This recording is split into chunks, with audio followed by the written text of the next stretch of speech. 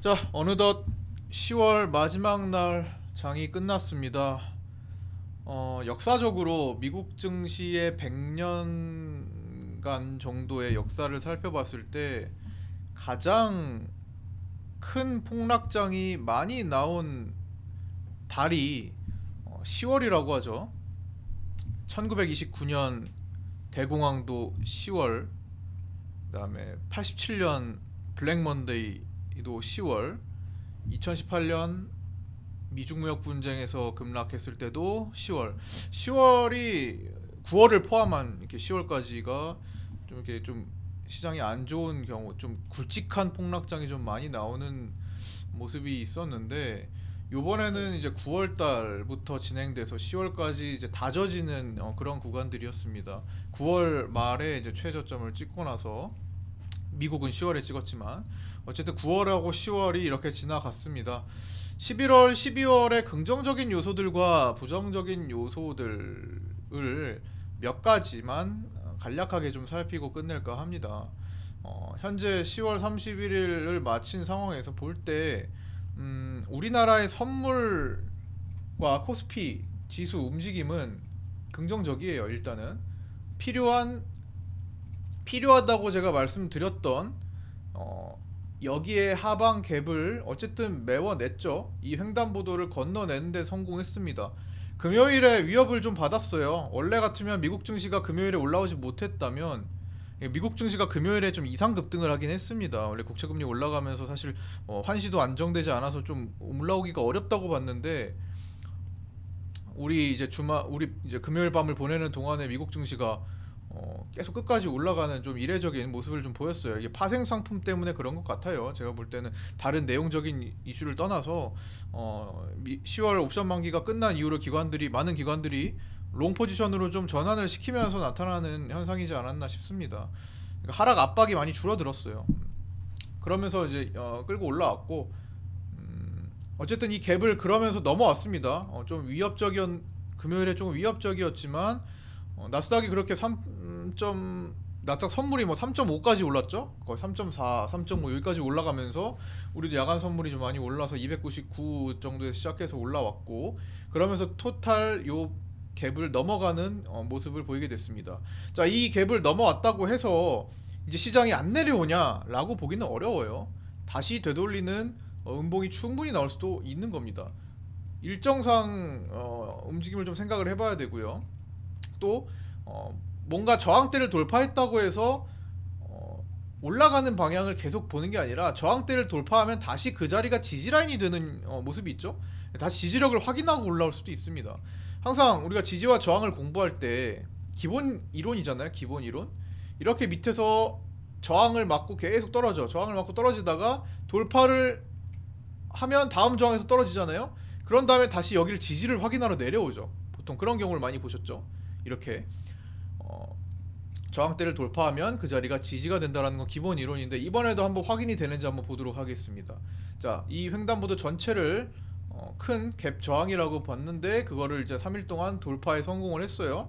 그 자리가 지지가 되어야 됩니다. 그 지지가 되는 과정에서 어떤 내용들이 있나요? 우리는 이제 다가오는 FOMC가 있죠. 가장 가까운 FOMC 중대한 일정. 솔직히 이 자리에서 파월 의장이 어떤 선택을 할지 확신할 수 없습니다. 그 누구도 확신할 수 없어요. 그렇기 때문에 패드워치에서 많은 사람들이 베팅을 하는데, 금리에 대한 베팅을 하는데 계속 왔다 갔다 합니다. 11월 달 금리 인상은 어떻게 될 것인가도 베팅을 하고요. 12월의 금리 인상은 어떻게 될 것인가를 베팅을 합니다. 최근 들어서 11월에 75bp 인상을 할 것이다가 거의 불과 한 2주 전까지만 해도 100% 가까운 모습을 보였는데 지금은 한 80%까지 떨어졌어요.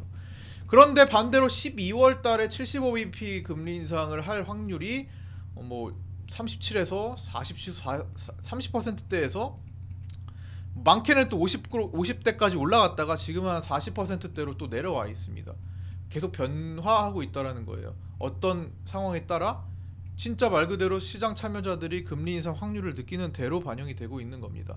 뭐 기대 인플레이션이 높아지면 당연히 연준 위원들이 피벗을 하려고 했다가 좀 스탠스를 좀 바꾸려고 했다가도 다시 돌아올 수도 있는 거니까 그런 모습들을 실시간으로 반영해서 여기에 드러나게 됩니다.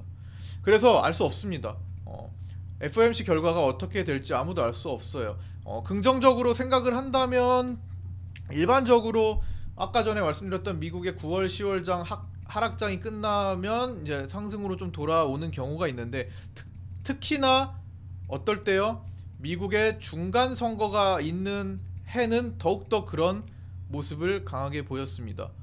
11월 중간 선거가 있기 전에 시장이 먼저 빠지면 저점을 형성해서 최저점이 나올 거 아니에요? 그 최저점 대비해 가지고 중간 선거 뒤로는 20에서 30% 정도는 올라가는 형태가 많았다라고 보시면 됩니다. 시장이 20-30% 올라가면요, 종목은 40-50%에서 내지 7-80%, 100% 올라가는 것도 생기게 됩니다. 꽤나 많이요. 어쨌든 지금 그런 해이기 때문에 또 그걸 의식해서 어느 정도 시장 친화적인 연설을 발언을 해주지 않을까라는 생각도 들지만 인플레이션율이 결국에는 결정을 하는 거죠. 인플레이션이 안 잡히면 소용없는 거예요. 지금 최근에 물가 지수들이 조금 주춤주춤 거리죠. 잡힐 듯 말 듯하고 안 잡히고 있잖아요. 그런 상황 속에서 연준위원들의 생각이 다소 전부 다 매파적으로 바뀌어 있던, 매파든 비둘기파든 모두 매파적으로 바뀌어 있는 상황 속에서 다시 전환이 나올 건가 말까 하는데 인플레이션이 안 잡혀? 글쎄요, 어떻게 진행될지는 알 수 없는 미궁에 빠지게 됐네요. 그래서 이런 경우 어떻게 해야 돼요? 라고 물어봤을 때 기다려야죠. 예. 함부로 예측하지 말자가 일단 제 의견이고요. 그럴 수밖에 없는 거죠. 지금 뭐 시장에 내로라는 참여자들, 베팅 도박사들도 지금 예상하지 못하고 외국인들조차도 지금 갈팡질팡. 오늘도 들어왔다가 마지막에 2,800억 던지고 나가잖아요. 투신하고 금융투자가 이거 어디 갔지? 투신하고 금융투자가 땡겨주는 거 그대로 다 반납하잖아요. 4천억 정도 샀다가 6분 만에 1,200억 남기고 다 팔아버립니다. 그러면서 외국인들은 오늘 당일 불과 종가가 형성될 때까지, 종가가 형성되기 직전까지 선물에서 약 7,600만 원을 보고 있던 실현 손실을 기록했던 외국인들이, 실현 손실을 보고 있던 외국인들이 갑자기 투신이 종가 땡겨주고 금융투자가 선물 매도를 줄여주면서 거기다가 올려주니까 거기다가 2,800억을 던져버립니다. 그러면서 외국인들이 플러스를 결국엔 만들었어요. 3억 5천 정도로. 그러니까 가까운, 예를 들어서 지금 300.70에 끝났잖아요. 그러니까 300 초반에 갖고 있는 매수 포지션, 300 초반에 매수하고 있던 것을 청산한 겁니다. 가까운 걸 청산한 거예요. 가까운 거 플러스로 바뀌자마자 청산한 겁니다. 그렇기 때문에 2,800억을 팔았지만 실현 수익은 크지 않았어요. 근데 결국엔 플러스로 돌려놓고 마감을 하는 거 보세요. 이들에게는 이게 수수료밖에 안 되는 거겠지만 어쨌든 플러스로 마감을 해놓잖아요. 어쨌든 외국인조차도 이렇게 갈팡질팡하는 상황 속에서 함부로 FOMC 결과가 어떻게 될 것이다, 그리고 10월 물가가 잡힐 것이다 안 잡힐 것이다를 예측하기는 좀 어려울 것 같습니다. 따라서 지금 이렇게 시장이 정돈이 되고 있는 과정에서도 다시 지지력을 확인하러 데려올 수 있다라는 생각을 하면서 확인을 하고, 특히나 11월이죠. 11월 3일 목요일이나 돼서야 우리는 결과를 알 수 있잖아요. 하긴 이때 위클리 옵션입니다. 위클리 옵션 만기에 기관들이 302포인트 2.5 정도 방어해주고 있어요. 즉 기관들 입장에서는 지금 목요일까지 굳이 안 올라가는 게 좋아요. 그리고 나서 11월 포지션 좋다고 말씀드렸죠. 12월 합성 포지션까지도 좋다고 말씀드렸습니다. 기관 외국인 모두 다. 금융투자 입장에서는 이번 주는 더 올라가지 않는 게 좋고, 옵션을 가장 잘하는 기관들이 이번 주 목요일까지는 올라가지 않는 편이 유리하게 설계를 해놨고요. 그러고 나서 올려주는 게 좋다라는 포지션을 지금 형성을 하고 있습니다. 자, 그런 걸 종합적으로 봤을 때 FOMC 결과 이후에 잠깐 출렁임이 강할 가능성도 분명히 있다고 보는 겁니다.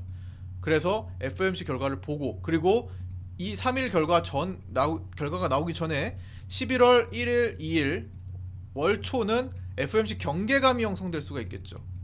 경계감이 형성된다면 돈을 쓰는 사람이 많아요? 아니면 일단 현금을 가지고 있으려는 사람들이 많아요? 당연히 현금이겠죠. 조금 더 보고 접근하자가 바로 경계감입니다. 결과를 보고 베팅을 하자. 내가 돈을 쓰더라도 지금 시장이 바닥인 것 같아서 돈을 쓰더라도 이거 결과 확인하고 쓰자. 늦어봐야 얼마나 늦어? 오히려 더 싸게 살 수도 있는 건데. 이런 생각을 가지고 접근을 하기 때문에 시장 참여자들의 대부분이 그렇게 접근을 하고 메인 거래, 큰 돈을 쓰는 외국인들이나 그렇죠? 그런 메인 투자자들이 그렇게 하기 때문에 우리도 거기에 같이 합류해서 외국인 등에 업혀서 꼬리를 붙잡고 같은 방식으로 처리를 해주시는 게 좋을 것 같다라는 생각이 듭니다. 자, 하여튼 요 정도로 오늘 마무리 짓고요. 오늘 곡물주들, 식품 곡물주들이 아침에 깜짝 슈팅이 나와서 일단 현금화를 우리 동호회 분들에게도 일단 현금을 했습니다. 그게 뭐 결과적으로 어떻게 될지 모르지만 일단 지금은 현금을 조금 어떻게든 확보를 해주는 게 좋을 것 같다라는 생각을 했어요. 현금을 확보해서 그 현금이 쌓인 거, 지금 계속 현금을 아끼고 있죠. 2달간 현금을 계속 비축하고 있습니다. 계속 만들어진 현금들을, 그거를 아끼다가 타이밍이 됐을 때 썼을 때 효과가 더 좋을 것 같습니다. 현금도 하나의 종목이라고 생각하시고요. 타이밍이 됐을 때 소외되지 않도록 관리해 주셔야 될 겁니다. 자, 동호회 카톡방에서 같이 함께 동고동락 하실 분들, 시장에 혼자 이렇게 왔다 갔다, 시장 어렵잖아요. 주식시장 어렵잖아요. 혼자 고민하지 마시고 함께 오셔서 함께 한 배를 타고 같이 공부하면서 수익도 내고 하실 분들, 언제든지 오픈카톡 유종구 검색하시고 유튜브 댓글 주소로 문의 주시면 안내해 드리도록 하겠습니다. 자, 오늘도 고생 많으셨고요. 10월장 고생 많으셨습니다. 11월 아침 8시 반에 뵙도록 하겠습니다. 내일 뵙겠습니다. 감사합니다. 수고하셨습니다.